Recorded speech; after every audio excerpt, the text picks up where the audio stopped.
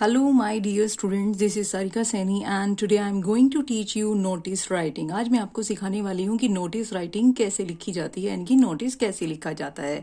Before learning to write a notice, सबसे पहले आपको पता होना चाहिए पर्पस ऑफ राइटिंग नोटिस, कि नोटिस लिखा क्यों जाता है. It is put up at a public place, कि नोटिस हमेशा जो है पब्लिक प्लेस पर लगाया जाता है, जैसे कि किसी स्कूल में, कमेटी में, किसी जो है लोकेलिटी में, यानी कि पब्लिक प्लेस पर नोटिस लगाया जाता है नोटिस बोर्ड पर. To inform a large number of people, यानी कि पर्पस क्या होता है नोटिस लगाने का, कि हम जो है लोगों को इन्फॉर्म करना चाहते हैं कुछ. To inform about something important, यानी कि कुछ इंपॉर्टेंट इन्फॉर्मेशन देने के लिए हमेशा नोटिस लगाया जाता है. फिर कुछ इंपॉर्टेंट पॉइंट्स हैं नोटिस लिखने के लिए. Always written in a box, कि हमेशा नोटिस जो है किसी बॉक्स में लिखा जाता है.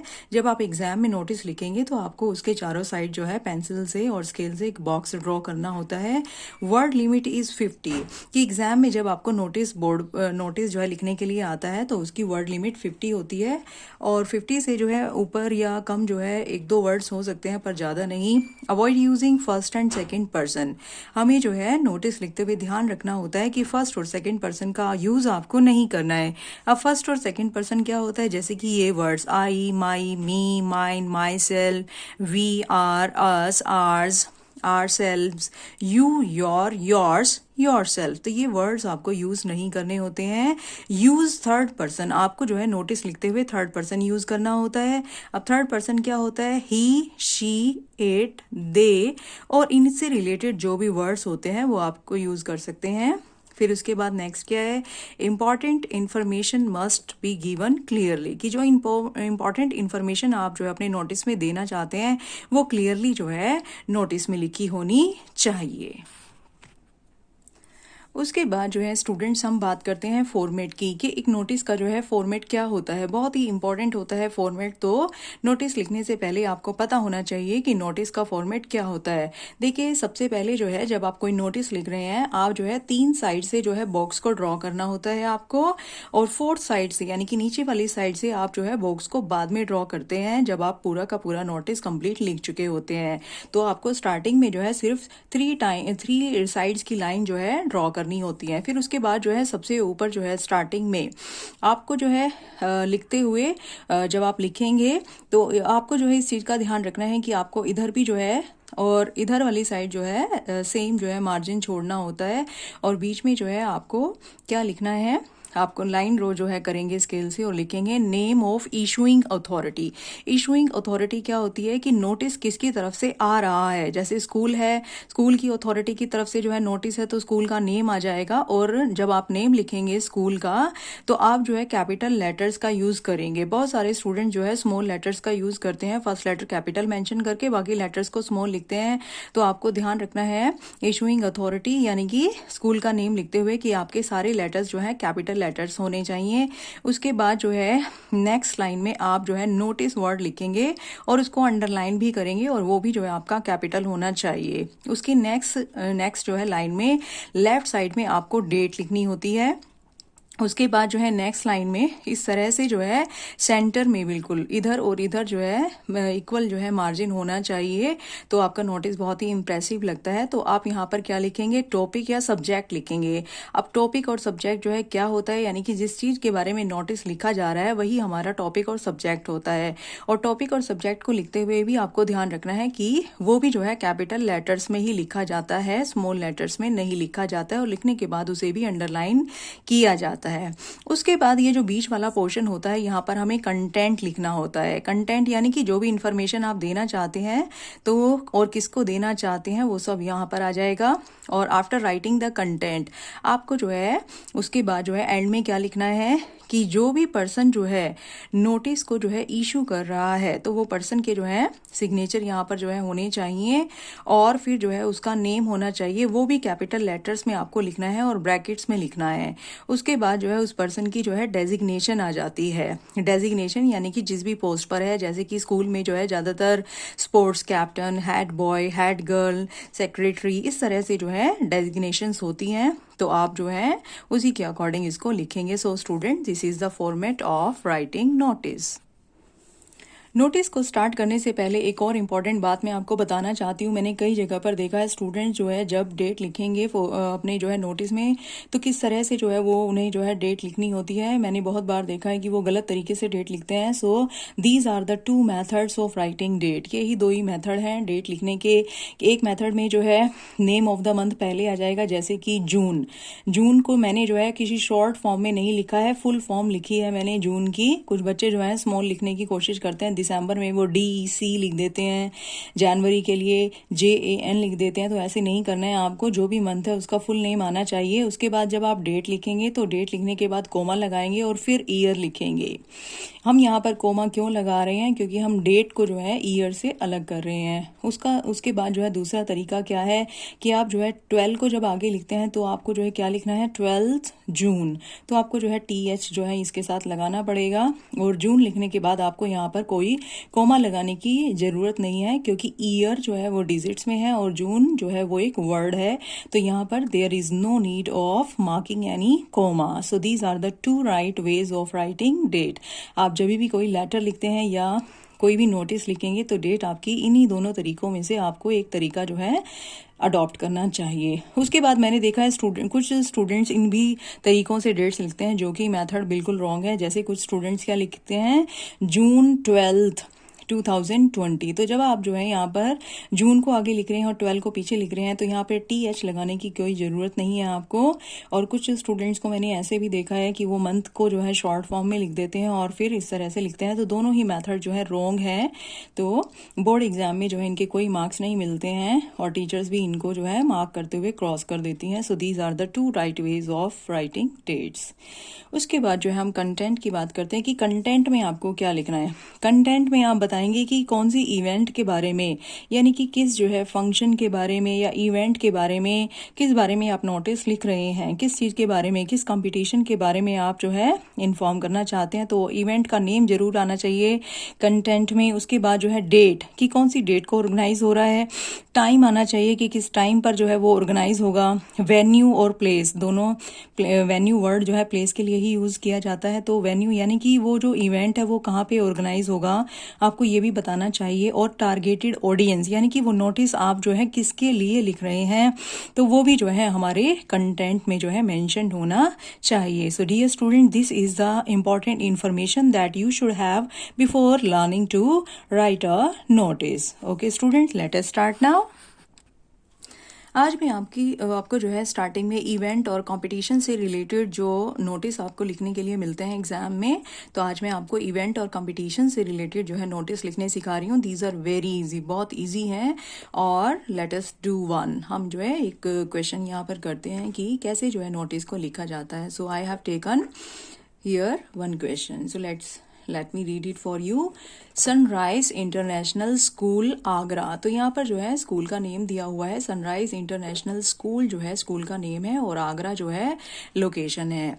Is organizing a general knowledge quiz competition. अब कौन सी इवेंट जो है ये स्कूल ऑर्गेनाइज करने वाला है, general knowledge quiz competition organize करने वाला है। किसके लिए ऑर्गेनाइज करने वाला है? For the students of class 7 के स्टूडेंट्स के लिए जो है ऑर्गेनाइज होने वाला है ये इवेंट।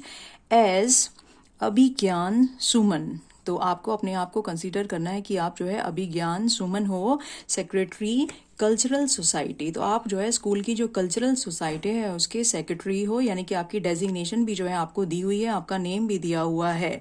तो on behalf of this person जो कि सेक्रेटरी है कल्चरल सोसाइटी का, आपको ये नोटिस लिखना है। Write a notice to be put on the notice board informing the students of the same, यानी कि आपको जो है इस स्कूल के लिए ये नोटिस जो है लिखना है। So I think question is clear to you all. So let us start how to write it. So देखिए स्टूडेंट्स, कैसे हम इसे जो है लिखेंगे। सबसे पहले जो है क्वेश्चन में से हमने देखा कि स्कूल का नाम क्या है, सनराइज इंटरनेशनल स्कूल आगरा। तो हमने जो है फर्स्ट ऑफ ऑल क्या करना है कि ये कंपटीशन कौन ऑर्गेनाइज करने वाला है, इशूइंग अथॉरिटी कौन है नोटिस के लिए, स्कूल है। तो हमने जो है स्कूल के नेम को देखिए, मैंने एक एक लेटर को जो है कैपिटल लिखा है, ये नहीं है कुछ स्टूडेंट्स क्या करते हैं फर्स्ट लेटर कैपिटल लिखते हैं बाकी सारे स्मॉल, ऐसा नहीं करना है।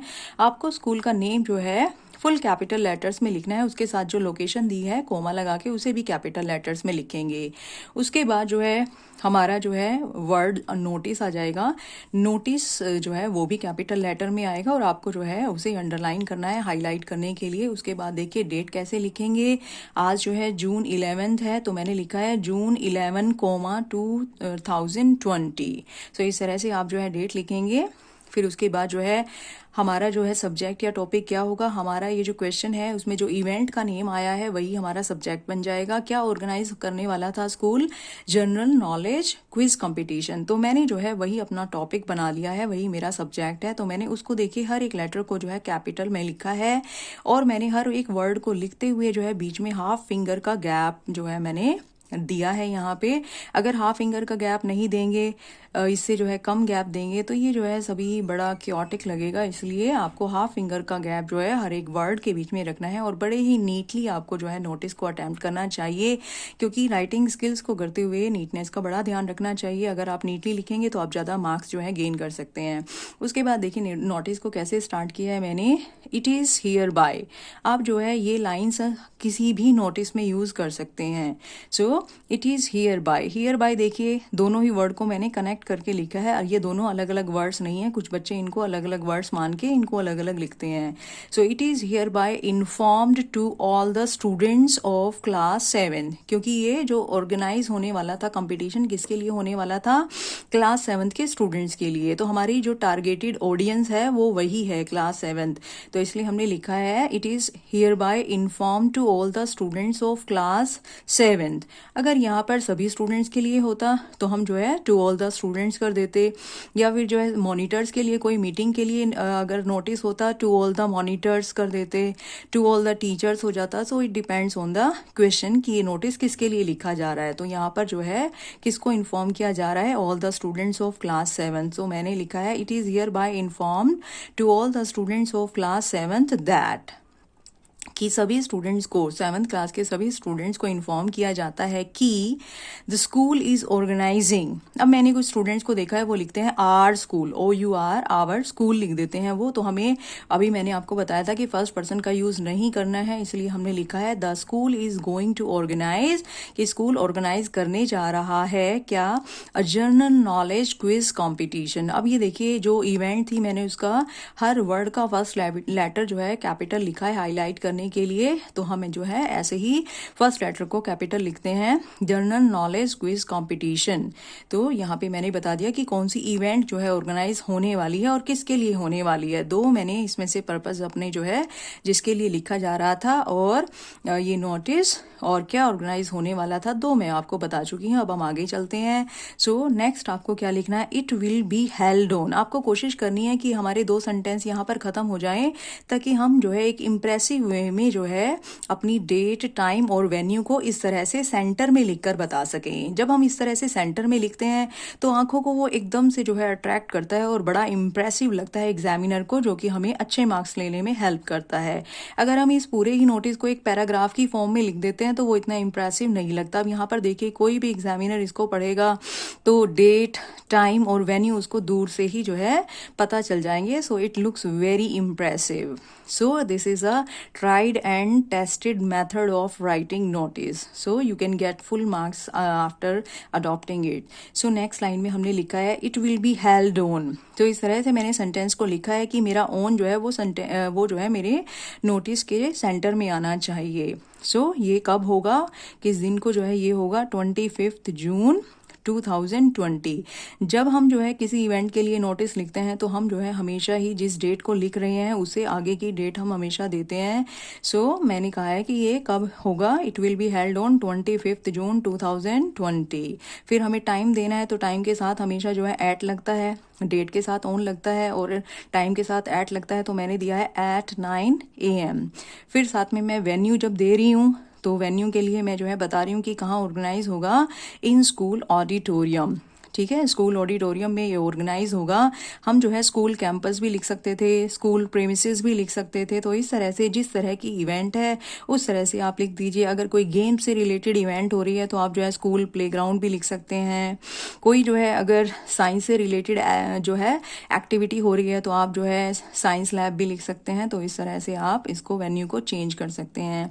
उसके बाद जो है जब हम किसी इवेंट के बारे में स्टूडेंट्स को बता रहे हैं तो उसके बाद जो है हम बच्चों को बोलते हैं कि जो भी स्टूडेंट इंटरेस्टेड है वो अपने अपने टीचर्स को जो है अपने नेम्स दे दे इस डेट तक।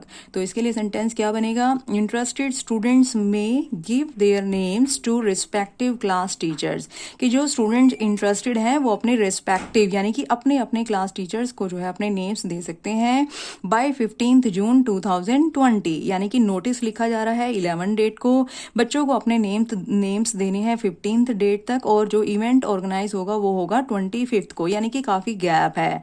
तो तब तक जो है स्टूडेंट्स को तैयारी करने का टाइम भी मिल जाएगा। तो मैंने यहाँ पर जो है डेट क्या रखी है नेम्स देने की, 15 जून 2020। फॉर फर्दर इंफॉर्मेशन, कि अगर किसी को इस इंफॉर्मेशन के अलावा कोई और भी इंफॉर्मेशन चाहिए, कॉन्टैक्ट अंडर साइन, तो आप कॉन्टैक्ट कर सकते हैं अंडर साइन से, यानी कि वो पर्सन जिसने जो है नीचे सिग्नेचर किए हुए हैं, यानी कि जिस पर्सन ने ये नोटिस निकाला है तो आप उसको कांटेक्ट कर सकते हैं और पूछ सकते हैं। सो अंडर साइन का मीनिंग ये है। फिर उसके बाद जो है हमारे क्वेश्चन में जो नाम था उसी नेम से जो है हम सिग्नेचर करेंगे। जैसे यहाँ पर जो है अभिज्ञान सुमन के नेम से मैंने सिग्नेचर किए हैं। और फिर आपको नेक्स्ट क्या करना था, जैसे मैंने आपको फॉर्मेट में भी बताया था कि आपको सिग्नेचर के बाद जो है नेम्स को फुल जो है लिखना है कैपिटल लेटर्स में और ब्रैकेट के अंदर। तो मैंने जो है उस बच्चे के नेम को इस तरह से कैपिटल में लिख दिया है। और उसके बाद जो मेरी डेजिग्नेशन थी वो क्या था, सेक्रेटरी कल्चरल सोसाइटी। तो मैंने सेक्रेटरी वर्ड का जो है कैपिटल रखा है, ध्यान से देखिए, कोमा लगाकर जो सोसाइटी है यानी कि कल्चरल सोसाइटी उसका नेम लिख दिया है। सो आई होप स्टूडेंट्स की नोटिस आपको लिखना जो है आ गया होगा। It's very easy to write notice. और अगर आप इस इम्प्रेसिव तरीके से जो है अपनी डेट, टाइम और वेन्यू को लिखेंगे तो आप जो है 5 मार्क्स अगर नोटिस आता है तो 4.5 जो है आप आसानी से ले सकते हैं, क्योंकि फुल तो देखो मार्क्स जो है टीचर्स बहुत कम देते हैं राइटिंग स्किल्स में, लैंग्वेज है ये, लेकिन 4.5 जो है आपको डेफिनेटली मिल सकते हैं। Okay, thank you students. If you liked it then press the like button, and if you haven't subscribed my channel then please subscribe it and share it. Okay, thank you students.